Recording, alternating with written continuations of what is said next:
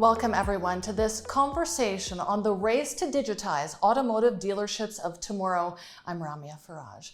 Auto dealerships need to adapt to the rapidly changing ecosystem where consumer expectations are constantly evolving and there's demand for a more personalized experience. With technological upgrades and innovations, companies are moving towards disruption while also adopting a customer-centric approach.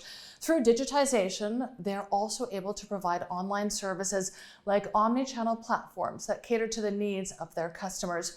Forbes Middle East, in partnership with Al-Masaood Automobiles, is so pleased to gather experts from the automobile industry to discuss the innovative strategies that are being implemented to enhance operations and tackle obstacles within the industry.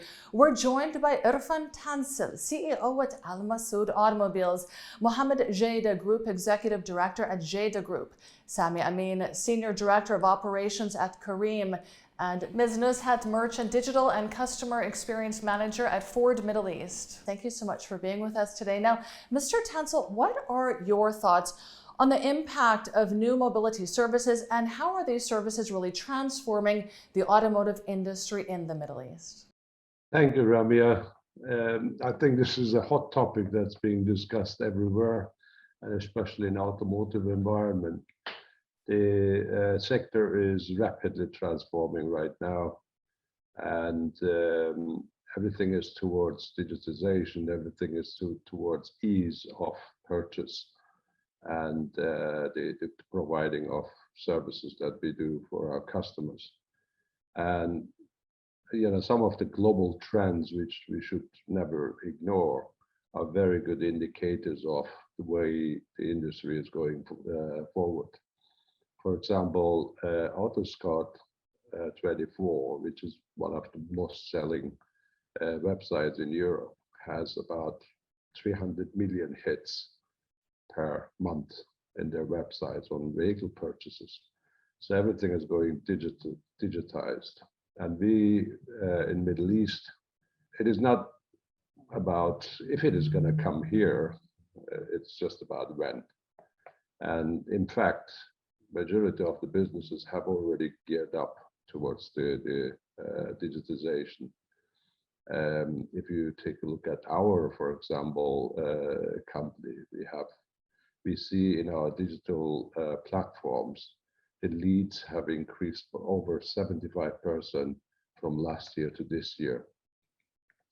So there is an involvement that's taking place, and customer journey, customer wants and needs are the main driver of these changes. May it be in vehicle sales or the services that we provide to our customers, digitization is absolutely coming up front. As I mentioned, driven by convenience for customers, speed, and also at the bottom of a click in your mouth. Simply, I think automotive is going to go towards what Amazon does with the rest of the products. 75% is really a very remarkable rise, which can't be ignored. Now, Mr. Jada, how can the auto industry really keep pace with the rapid transformations in the area of transportation as a service? Very interesting question. We've seen the technology trends really have an impact in revolutionizing the automotive industry over the past few years. I mean, case in point, we have Sami here from Kareem, and definitely Kareem and Uber in this part of the world have really impacted the way people approach the concept of transport and the concept of owning a car versus using a car. We've seen a few years ago, pre-COVID, a lot of people changing their mind about purchasing cars, especially expats living. I mean, in Qatar, in the region, people thinking, we don't actually need to own a car. We have other transportation needs thanks to Uber, to Kareem, and therefore they didn't want to put that investment in buying a car. COVID did put a pause on this, but I think that as Mr. Irfan said, it's not a matter, it's not a question of if, but when this impact is really going to come to the region. All over the world, we're seeing, car manufacturers trying new formats. Volvo, is quite famous in the US for going on this whole leasing program. Geely, which is the biggest Chinese manufacturer nowadays, has launched in Europe through their subsidiary Lynk & Co. a whole car sharing service, which is gaining a lot of momentum in Europe. Now, I don't think that the GCC in the Middle East in general has been ready for that as of yet. The car sharing, I think there's a cultural aspect that plays and that will have an impact on how this technology is impacting each region. There is the idea of sharing in the Middle East, the same asset, let's say, is not accepted by people yet. But eventually, I think that the automotive industry will have to prioritize e-service over a simple purchase, aspect. Then there's the dealer side, and the dealers is where puts into question how does a dealer can turn around and pivot to be able to actually be a service provider other than just a middleman selling the car. Perhaps the younger generation will be the first real mainstream users of transportation as a service. And Mr. Amin, I'd like to ask you, as it gains momentum in the Middle East, how is Careem really enhancing its transport services through the adoption of technologies and digitization? So Careem is first and foremost a technology company. And of course, we try to improve the customer experience all the time. One thing that we invest quite a lot into is our AI platform. We use our AI platform to enhance the customer experience by learning and personalizing and anticipating the pain points of our customers. Like as an example, say an iftar meal. Customer expects that the iftar meal arrives at a certain time warm. Our AI will pick the closest captain to ensure that the meal arrives on time and warm. Similarly with Careem Bike, which is a station-based bike share scheme, we try to understand where the demand is from a public transportation perspective and place the stations in a way that we can serve the customer base most effectively. Now, Ms. Merchant, I'd like to ask you, in order to really respond to rapidly changing market trends, what key technology innovations has Ford adopted to stay relevant and to stay ahead of the curve, really? Thank you. So car manufacturers have known to compete on their engineering capabilities, performance, design, reliability, and pricing. While all these aspects still matter, we recognize that in an evolving, digitized, customer-centric world, to be in lockstep with the target audience, we now also need to focus on customer-centric innovation. And it starts right at the beginning of how a car is built.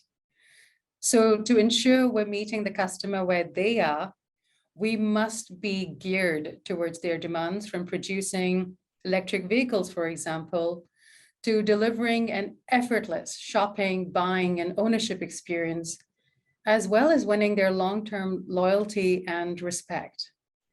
For example, for the delivery of our fully electric Mustang Mach-E, Ford brought the entire purchase process online, from registering interest to purchasing and vehicle optimizations. In fact, customers were also invited to virtual showrooms and provided with an in-depth content around vehicle features. Another one is over-the-air updates. While that is not an industry first, in terms of scale and reach, Ford aims to have 33 million vehicles be ready to receive these updates by 2028.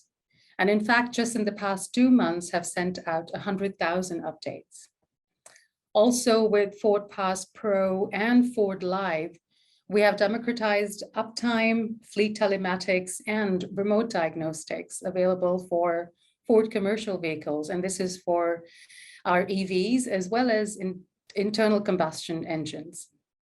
So bringing the entire purchase process online is certainly in keeping with the changing market trends. Now, Mr. Tansil, could you elaborate on the changing role of automotive dealerships from a product-focused business to building long-lasting relationships with customers? Yeah, that's very interesting because I think it all starts with the definition of what dealership really does.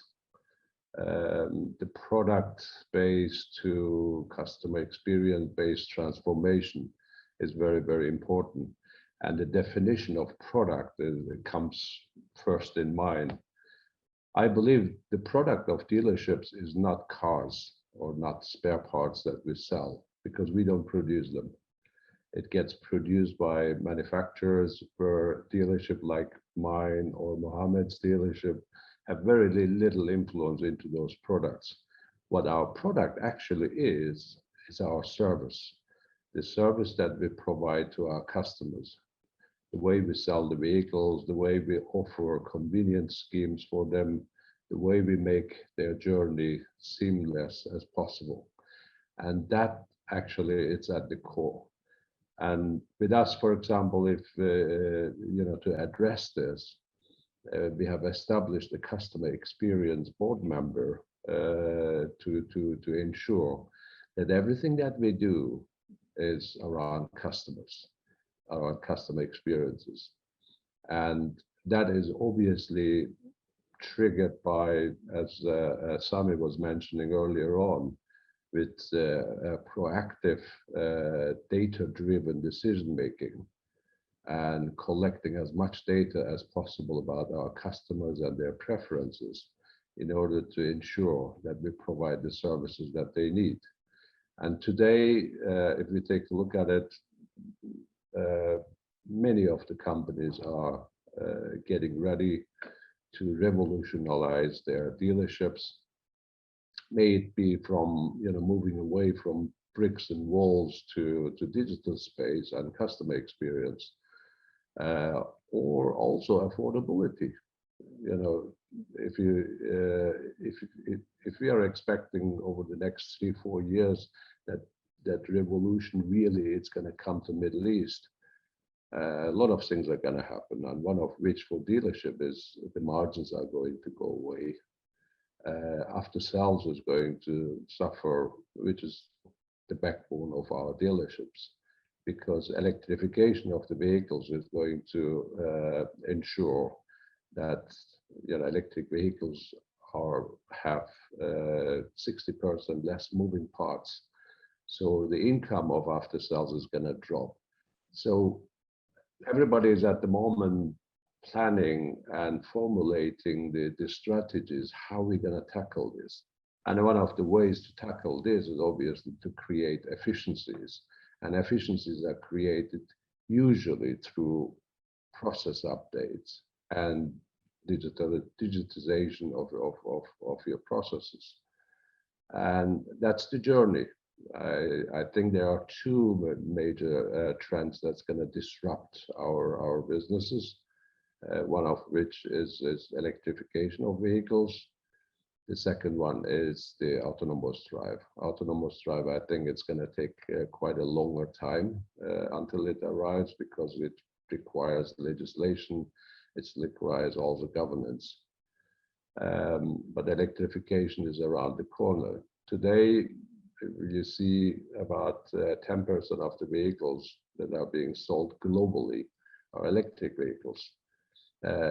It hasn't hit the floor here yet in that magnitude, but it's going to be very quick, because the 10% in the rest of the world is subsidized by government legislation and driven by net zero promises that the governments have made. And here, I think there are two factors of these vehicles. The burdens for developing it further to global standard. one of which is electric vehicles are more expensive because the battery is expensive. And second one is the infrastructure that's not available. So I expect over the next 3, 4, maximum 5 years, those two to come to a level where the customer preferences are going to shift to electric cars. Cities will have better infrastructure, and the battery technologies are being invested in, so they're going to become more affordable. And Mohammed and my businesses are going to have to get ready for the loss of those income. Yes, and with 60% fewer moving parts, I mean, there's certainly incentive for consumers to buy EVs, but that's going to take a toll on your after-sales service. Mr. Jada, how are customer-centric innovations really redefining the automobile industry? Customer centricity is very important. He was talking about autonomous driving, and I think there's the legislation, but there's also customer readiness to accept and absorb the idea of being driven by autonomous cars. And a lot of people are still, for example, not ready for that on a global basis. People think, what if I'm in a car and we get into an accident? There's a lot of cultural aspect to that. So sometimes the automotive industry comes up with concepts. It's not only the legislation as much as is whether you have a customer base and customers who are ready for that. But going back to really of your question and picking up on, you did mention the millennials, and this is where there is a path with where the automotive industry is going over the past, let's say, decade, where these millennials are more and more ready to actually have the information immediately at their fingertips, especially with social media. So the interactivity between the customer and the brand is virtually immediate.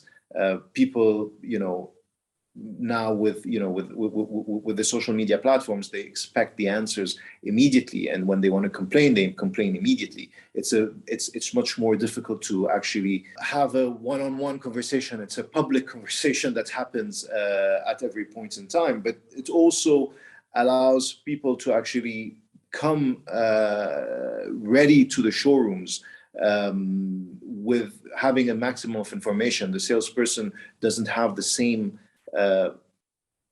impact on informing the client. The client is now pre-informed before coming to the showroom, and all of this comes from this focus on customer centricity. The brands are more and more insisting on knowing their individual customers very well. They can profile the customers and know what are their expectations. With all this, comes the question of the real, and that's probably where Jada or Masaood will have to really question on their role in that aspect. We're seeing more and more, especially in the West, in Europe, in the US, manufacturers rethinking their distribution format. It started obviously with Tesla, but now brands like Mercedes are now saying, we're not going to sell our EV cars through our traditional dealership model. We will sell it directly online. So manufacturers are trying to get closer to the end customer and have a direct line with them. Therefore, there is a big, again, a question mark as to how does a dealership reinvent itself to actually keep being, having a raison d'être and keep on being active in the next decade to come, when manufacturers are going to try to say, you know what, I can have direct access, I can deliver the car directly to the customer without having to go through a dealership in any country. Obviously, customer centricity doesn't stop at the sales, because I've been talking a lot about sales, but there's the whole after sales model, and this is where a dealership does have, and this is, I mean, joining what Irfan was saying earlier, we sell a service. It's not only about selling the product. We don't have any impact on the product, on the parts, but the whole service model where it goes back to the after sales and obviously all the financing activities in terms of in-house financing, leasing, giving these opportunities, which some manufacturers are doing in other markets, but when it comes to smaller markets or more remote markets like the Middle East, it becomes much harder for them to do it on their own. Absolutely. Now, Mr. Jada emphasized speed to us and talked about the speed with which millennials need answers. And how are you providing your customers with access to easier and faster and more efficient mobility services to really keep pace with these evolving expectations? So like Muhammad said, one size fits all doesn't work anymore in the current mobility space. We really need to understand what the customer needs and address that effectively. Things that Karim does is, for instance, our joint venture with the RTA, bringing Hala to life, which is an affordable taxi service in Dubai, increasing our fleet size significantly in the city. But we also launched our micromobility service in Dubai and Abu Dhabi. Micromobility is a very effective tool to enable commuters to use public transportation more effectively. As Irfan has said, affordability is becoming a really important topic when it comes to mobility.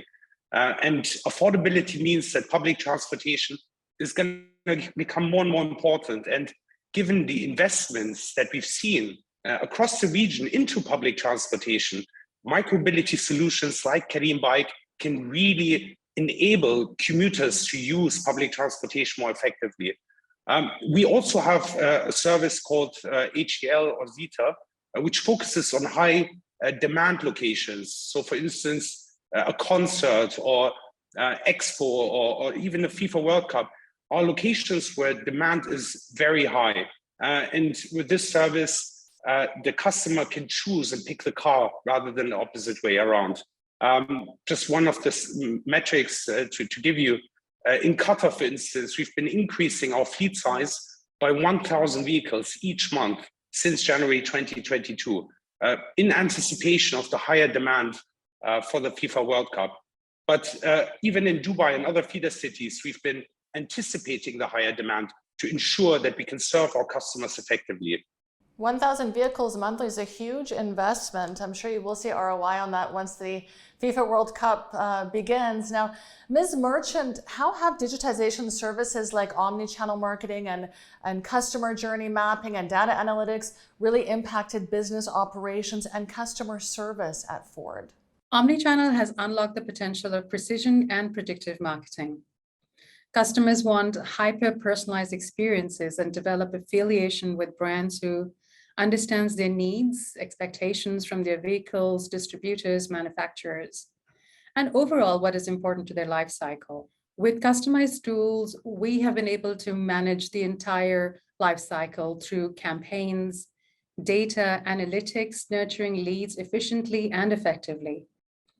And with the use of algorithmic modeling, we are able to classify audiences and expand the existing ones. At Ford, we have lowered costs, saved time and resources, and grown our reach significantly by providing personalized experiences through dynamic creatives, for example, website personalizations, pick up customer journeys where they're left off, targeting hot prospects through one-to-one marketing, optimizing the website touchpoint through heat map analysis and customer journey surveys, thereby enabling higher engagement and retention.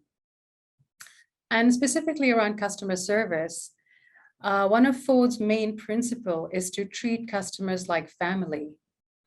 And therefore, a team of highly skilled subject matter experts are rallied to deliver on this objective, transforming a customer's experience with Ford across an all-inclusive touch point. And in partnership with our distributors, we're working towards the same ambition, thereby improving customer experience today and growing retention for tomorrow. Mr. Tansel, how are Al-Masaood Automobiles' digitized services and e-commerce platforms helping to deliver smooth, seamless, and personalized experiences to customers in this rapidly changing mobility landscape?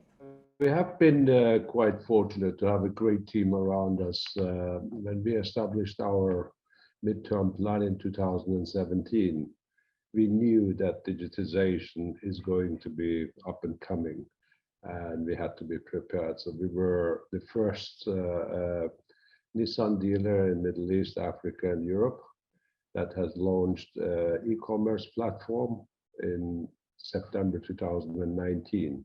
So way before COVID came in. And since then, we've been developing and evolving that platform even further. Now, currently, customer journey can start and finish there literally by having made the payment and then receiving the car delivered at home. So test drive deliveries to the customers' home is possible. But also we have integrated finance and insurance schemes, so the customers can finance their vehicles with their banks through this online channel where the approvals are within 48 hours. So it's been a great journey with e-commerce, and the numbers that I have mentioned on our digital transformation and digital leads are testimony to that success story. But it hasn't stopped there, because we absolutely need to address every customer touch point when it comes to digitization. And that's why we also have launched our Al-Masaood app. Al-Masaood app provides customers to track their services, their vehicles within services, and communicate directly with our service advisors. Pick up and drop off services are offered. They can book their test drives. Just to tell you how agile we need to be in this business. In 2020, when COVID came in, we were able, for example, within a week to establish a platform, interactive customer experience called Clicks. And our customers were able to experience a showroom experience at home through video conferencing and from the comfort of their homes. So these are just some examples of the digital engagements and transformation we have implemented. But now, as I mentioned earlier, the most important item for us is to go into customer analytics of customers, the personas of customers, and their preferences. And for this, we have been engaged for the past 2 years to develop platforms and data where we have come a long way, I must say. We now know who our customers are. In the past, it used to be somebody's perception saying, well, I think, 50% of our customers are Emirati. Actually, no. We know at Nissan, 86.3% of our customers are Emirati. And we know 94 different criteria on our customers, ranging from their income to their personas, to their professions and everything else. So that enables us to do informed decision making, that enables us to address our customers properly and more effectively. So as you can see, Sami is among us. 20 years ago, there wouldn't be any tech company having a conversation with the Automotive group, but they are part of us. So they actually help us also to serve our customers better. But at the same time, they're creating quite a bit competition. Right, Sami? Interesting. Interesting that these long-held perceptions weren't actually true to reality. Mr. Jada, could you elaborate on the initiatives at Jada Automotive which have really helped to transform the traditional operating model to one that's empowered by digitization to deliver a more personalized approach? We've been late to the game. We are actually launching our e-commerce platform within the next 14 days. A lot of people jumped on the e-commerce wagon when when COVID hit. We did not, for a very, clear reason. We didn't think that the approach of just let's just go ahead and build something immediately and put it out there was the best strategy. The way I see it is that a digital strategy has to is not just an addition to a sales or traditional sales strategy. It needs to live on its own. It's Amazon is today one of the biggest e-commerce platforms in the world. Why is it a standalone entity and it wasn't a existing library or an existing entity that actually created or an existing business that created the Amazon model? Is because you have to think digital. You have to think how to approach them and have a real digital sales strategy and a real P&L on its own. And there needs to be a seamless integration in our case between the physical and the digital. So the first step that we did is that last year we actually we added on top of our ERP system Salesforce, which allows us to have a much better front end approach in the showrooms with the customers.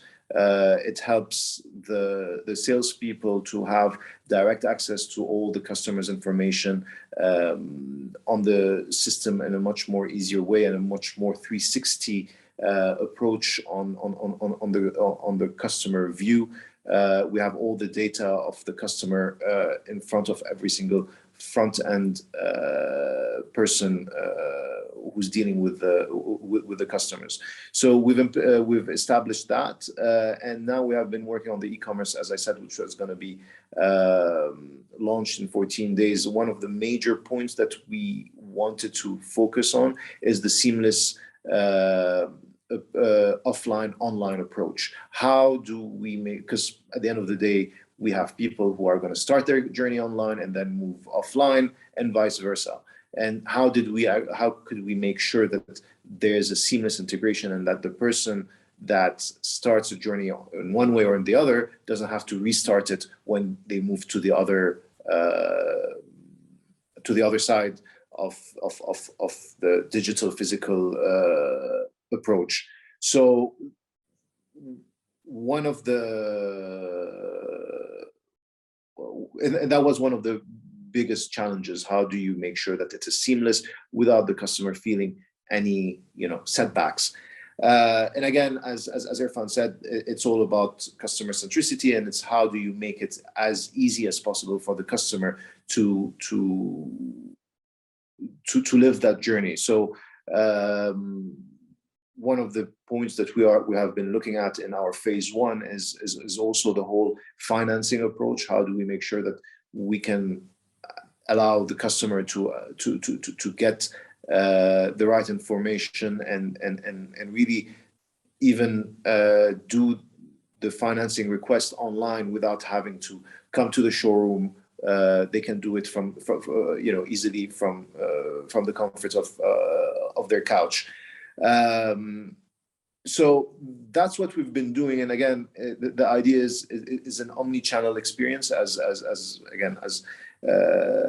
Irfan rightly said. So what we are looking at too is hybrid models where, so for example, Hyundai is now pushing or promoting the idea of hybrid showrooms where it would be mini showrooms in malls where there's very just one or two cars, but a lot of digital experience within the showroom.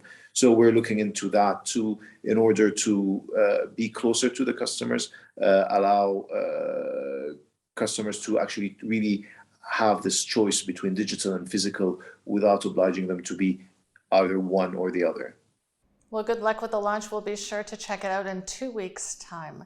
Mr. Amin, what other advancements would you say are being made by Careem to simplify and to improve the lives of people in urban communities across the Middle East region? Improving, serving the customer and improving their lives on a daily basis remains our top priority. However, one of the things that we've seen is the drive towards a more sustainable future. We've launched, for instance, our Envo Plus service, which combines both electric and hybrid cars. What we've seen is that it doesn't just drive sustainability through a reduction in pollution in communities, but it also saves our captains in operating costs, and it's been highly successful. We also have, as I mentioned earlier, our micromobility service with over 200 stations and over 2,000 pedal-assisted bikes across the UAE. One of the biggest in the world, actually. We've served over 200,000 customers and generated almost 2.5 million trips. The average trips per bike exceeds even that in London, which shows that people really care about sustainability and affordability. Of course, not only when it comes to the mobility of people are we innovating, but also in the mobility of things. One of the new innovations that we're launching is robot deliveries, which should come to life very shortly. But we continue to look at the market and continue to understand how the space is shifting so we can be at the forefront of the industry. Robot deliveries, up and coming tech to be used by Careem. Can't wait to see that. Ms. Merchant, in the new era of mobility, as you try to keep pace with evolving customer expectations, what are your thoughts on how auto dealerships can really enhance their services to move towards a digitally enabled future? To begin with, when we say customers want a hyper-personalized experience, the brick-and-mortar interaction should be built on the same principles. The physical showrooms should be equipped with the same level of tech sophistication, intuitiveness, understanding, engagement, vehicle immersion, while respecting the customer's time. To be relevant in this era of mobility, we must keep moving, innovating, delivering, and be an enabler for the same for our customers. Whatever we do should be focused on solving something for our customer. Whether it is a test drive to their doorstep because they cannot get to us, or an augmented reality immersion because the product delivery date is delayed. Our Ford and Lincoln distributor partners in the Middle East recognize that and are focused on providing real-time support in this journey. From e-commerce, VR studios, augmented reality configurations, digital experience screens in the showroom, and soon to launch metaverse interactions. Incredible use of technology. I'm looking forward to seeing your metaverse integrations. With that, we'll end today's conversation. Thank you to all of our panelists for sharing your insightful views on your businesses and your industry with us. We appreciate everyone's time, so a big thank you to all of the viewers joining us this afternoon as well. Goodbye.